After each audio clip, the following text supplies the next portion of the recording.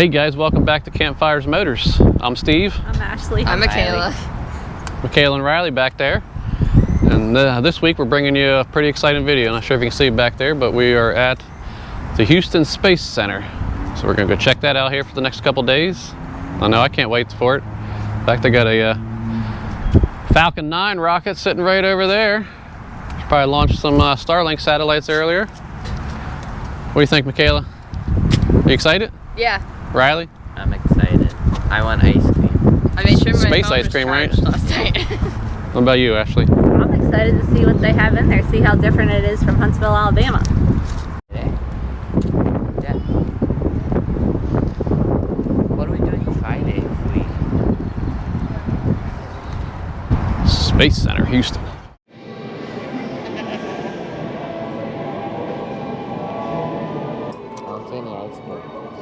This place is pretty cool. As soon as we walked in the lobby, you're just immersed in the space theme. All around you, they had exhibits pretty much 360 degrees around in the lobby. The lunar lander model over there. The big exhibit on Mars. Had some Artemis stuff. The International Space Station. Well, it's just everything else about space in general. It's pretty cool.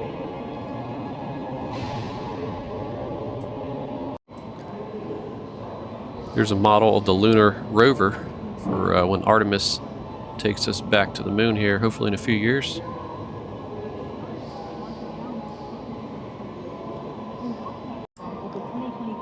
It's a really cool display and giant model of the ISS, the International Space Station.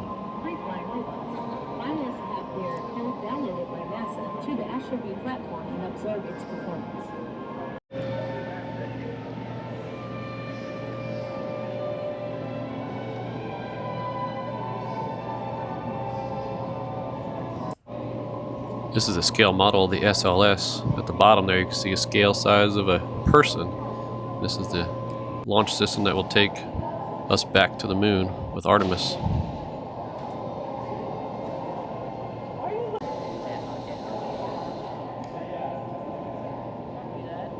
Get away?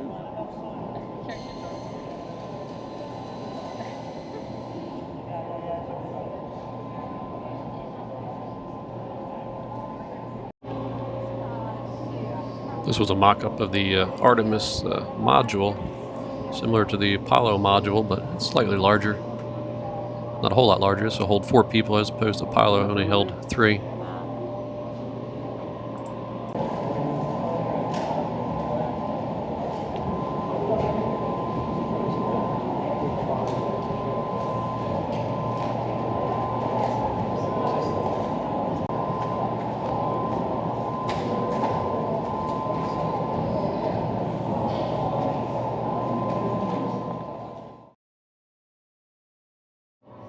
So this is the area of Mars, so you have different displays, what the planning is like for the future Mars expeditions, what crops could be grown, the different weather, which at the time of us being here, it was negative 99 degrees, way too cold for me.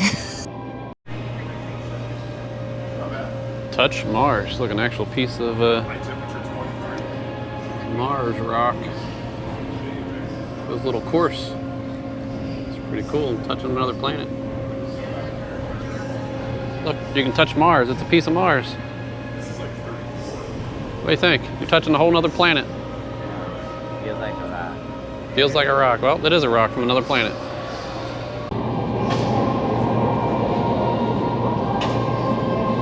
That one I thought. That's a small rock. It's a Mars now. You're touching a whole nother planet. That's small. Doesn't it feel like a rock? I thought it was going to be a lot bigger. Well, this one here is Earth gravity. Pick it up. And then the other one's Mars gravity. Yeah. See how strong you are on Mars? That's not even that heavy, actually. Yeah, that one. That feels like there's nothing in it, actually. Well, that's Mars gravity. Because it's 4 pounds and the other one's 12. So this one's Yeah, 12 pounds on Earth, and on Mars it would be 4 pounds, what you're saying? That's what that says. 1/3 as strong as the gravity of Earth.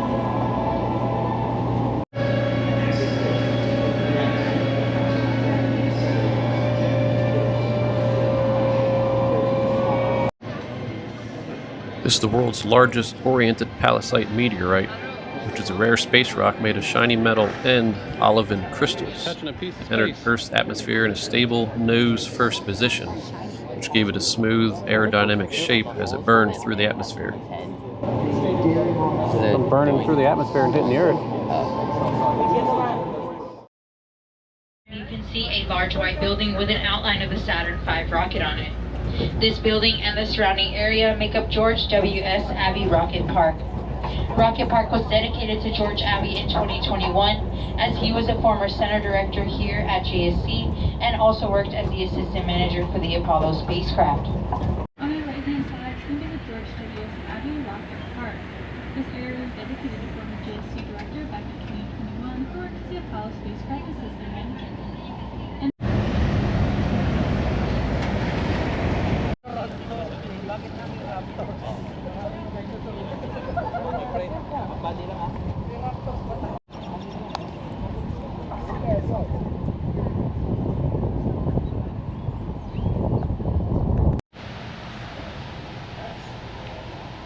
One big rocket.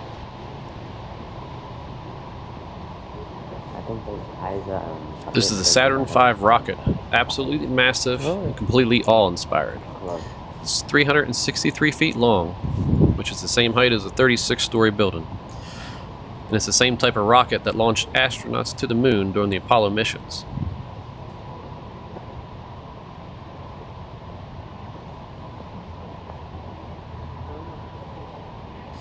What's really cool is that this exact rocket was built from real flight hardware. It was meant for Apollo missions that were canceled. So when you see what you're seeing here is the real deal.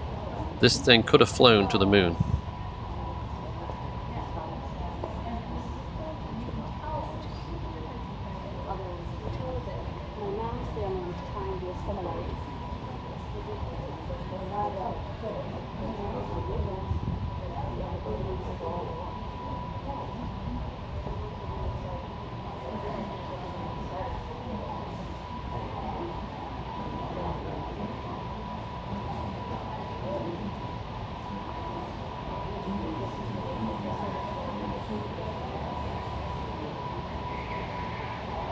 Being able to walk underneath it and see all its parts, from the giant engines to the command module area, gives you the whole new respect for what NASA engineers pulled off in the 60s and 70s.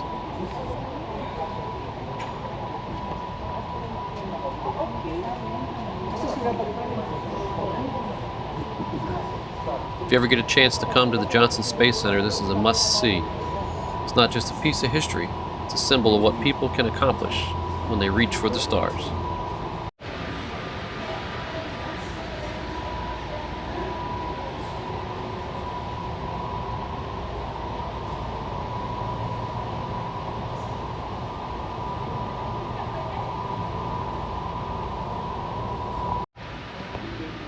This is the section that housed the lunar module, command module, and service module when it was launched from Earth. It would be the last stage that separated from the rockets once it was in orbit.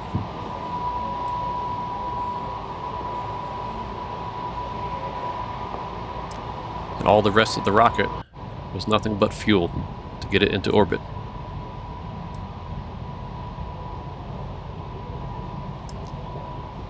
Three different stages is what it took to launch in order to break Earth's gravity and make it into space.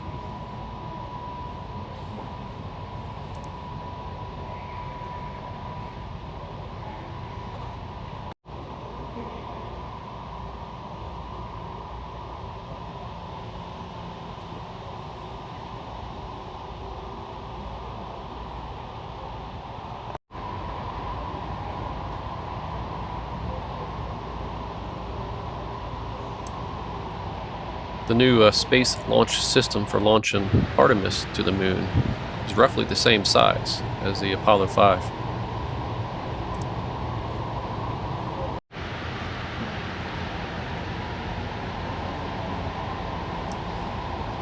The building we see today where the Apollo 5 rocket is housed was not always here. It was sitting outside exposed to the elements. You can see a lot of the corrosion that used to be on this.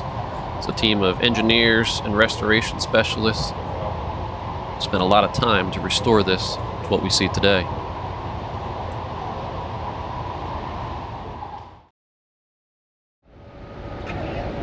This is the Shuttle Independence. While it's not a real shuttle, it's just a model built for the Houston Space Center. This thing looked pretty real. Looking inside and walking around, if I didn't know it was a model, I would have thought it was the real thing. So they did an excellent job at building this replica. KSC-15 as the primary. We're going to continue to remain with Malone as the prime town.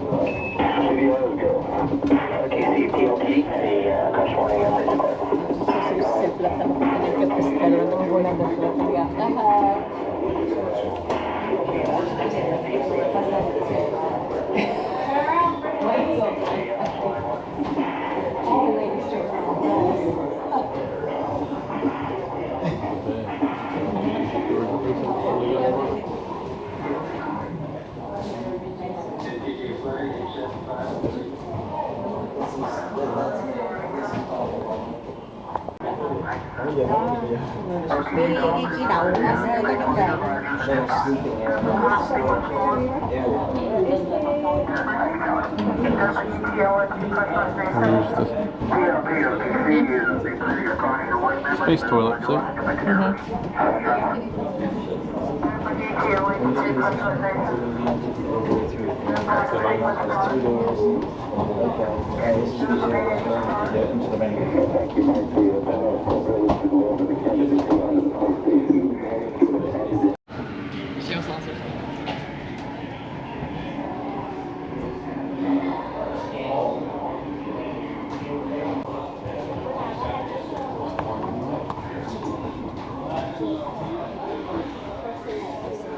Where you fly it.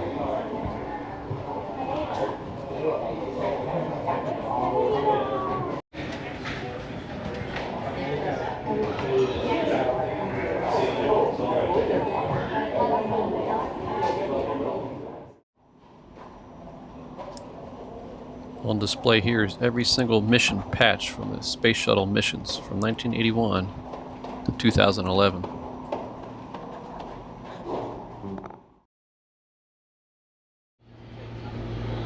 Well, the Independence may have been a replica. This is the actual NASA 905 shuttle carrier aircraft. It's the only shuttle mounted on an SCA that the public can go inside. Once the space shuttle returned from space, if it didn't land in Florida, it would be loaded or mounted on top of this airplane and then ferried back to Florida so it can be ready for another mission.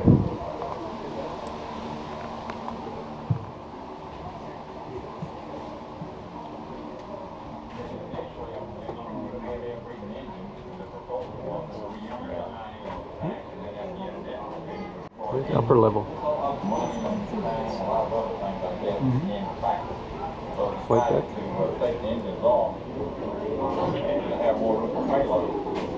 then the problem became one of trying to get the orbiter from California to the Cape, and then after every mission to refurbish it. It's one of the strangest sights in all of aviation.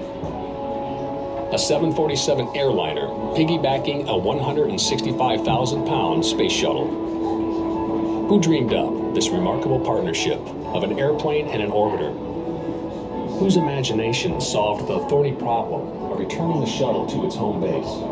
His name was John Kuiper. John Kuiper was so very instrumental in the space shuttle program because he was the one that came up with the idea of placing the space shuttle orbiter on top of the 747, Boeing 747, to move it across the country to get it from.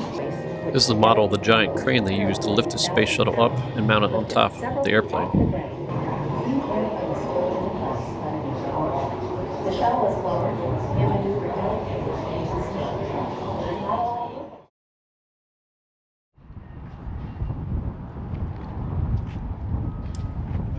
Even SpaceX had a rocket on display here at Houston. This is a Falcon 9 rocket. This one was used, I think they said 3 or 4 times to launch Starlink satellites into orbit.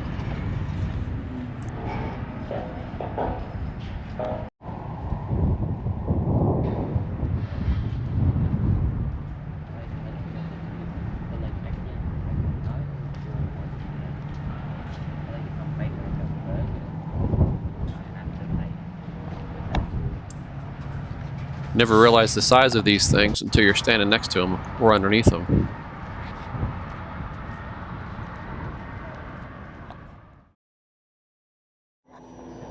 So if you've been following along with us, you know that we recently went to Pensacola and we visited the Naval Aviation Museum and we saw exhibits of the Skylab there. So we'll go ahead and stick a link to that video up above for you to go ahead and check out.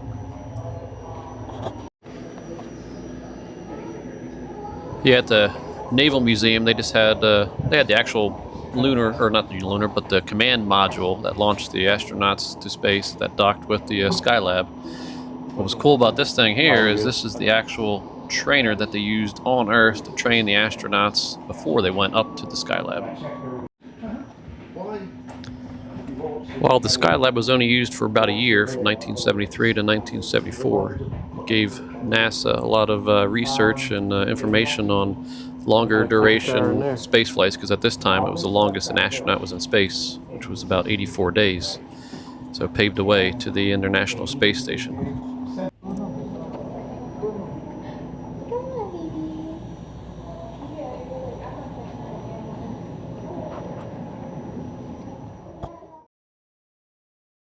So this Houston Space Center has 3 different tram tours that you can take.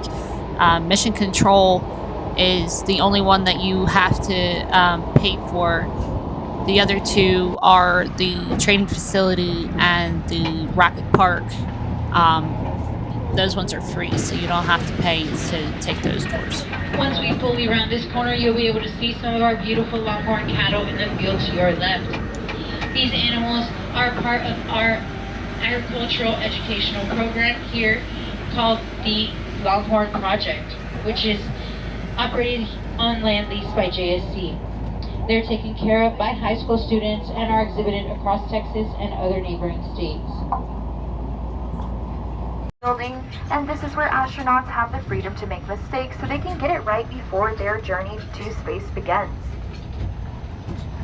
Now the next part of our journey is coming up now. Please silence your cell phones at this time, as this is an operational facility and we do not want to distract any of the people working here today. As I said before, take as many photos and videos as you'd like, but please no flash photography. Again, it is extremely important. And it is such a large building and there's so much inside of this building that we just aren't able to see from that small catwalk, and we just don't have enough time to talk about. So I'd like to go over one of the things that is my favorite part of the building but we cannot easily see. So as I said before, we cannot easily see Valkyrie from the catwalk, but she does live inside of the building. Valkyrie is a humanoid robot that NASA is developing to take care of our future Martian base when humans are not there. And since we know that a permanent human presence on Mars is likely not possible immediately after our first blueprints on the surface, we want to explore the capabilities of using humanoid robots to take care of our Martian base while we're gone.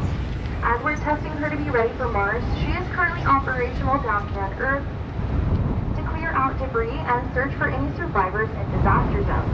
So she is already helping us. And if you want to learn more about Valkyrie, she is actually on all social media platforms under NASA Valkyrie.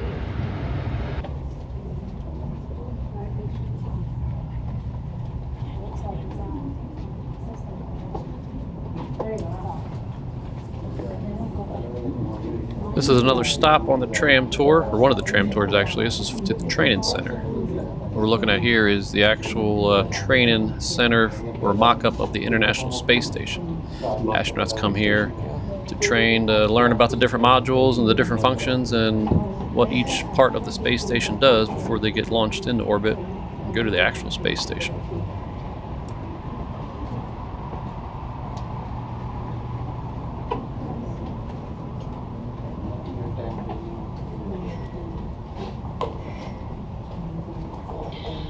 Alright. Alright, hello everyone and welcome to Building 9. Just a few guidelines to go over before we get started. Now we will be remaining in the first half of the building during this portion of the tour. So as I said on the tram, again, please do not walk past me. We will move it on to the second half of the building, but we will do that after this portion of the tour has ended.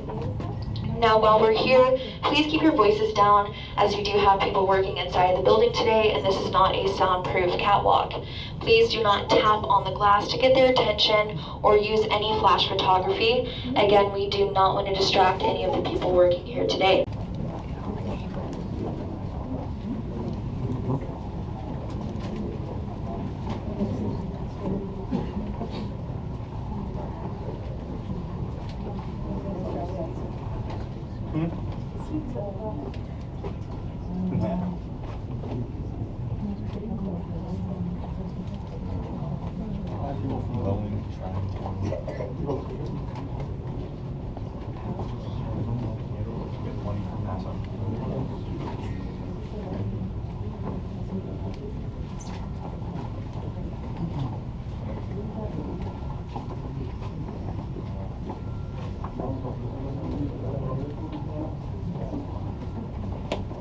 Here's their training mock-up of the Boeing Starliner. Also on the back wall, you can see the command module for the Artemis missions, which hopefully be taking us to the moon in a few years. Now that blue H-like structure along the back wall is the 6th degree of freedom dynamic test system, or the SDTS. The SDTS was originally designed to simulate the relative dynamics of docking or connecting things in space, which was especially useful when the International Space Station was being constructed and is still useful for any modules that may be connecting to the ISS robot system to offset the weight of whatever or whoever is attached to it.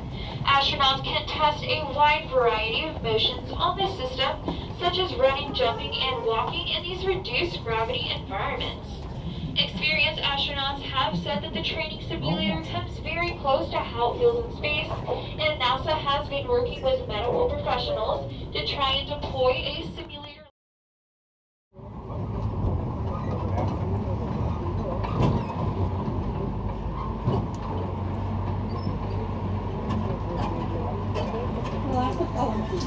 I think this coming up here was probably my favorite part of touring the Space Center and as well as the Johnson Space Center. Going into the actual mission control room that was used in the Apollo missions. Seeing everything, how it was set up the day that we first landed on the moon and how the room has been restored to that day was pretty cool. In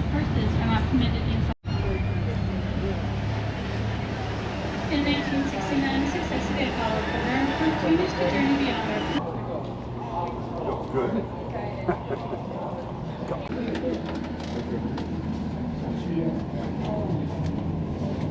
Welcome to Mission Control, y'all.